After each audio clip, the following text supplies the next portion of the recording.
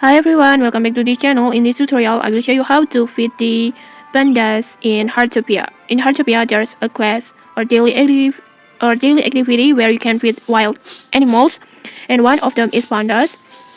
You can find these pandas on the jump puzzle forest, this one on here locations, and then just remember these pandas has a favorite weather and it's rainbows and rain weather, and its favorite food is bamboo, apple, and corn.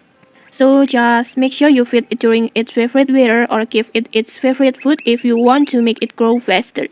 And then in here I want to just feed the pandas with its favorite food.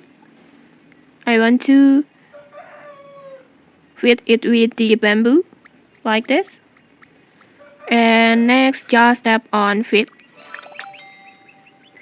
And then after feeding it for some time, you usually receive a random reward, and the reward will spawn at the 6 a.m. So just don't forget to check back and keep feeding it consistently. And okay, maybe that's it. That's how you can feed the animal in Heartopia. If you found this helpful, don't forget to like, comment, and subscribe for more tutorials. Thanks for watching and see you.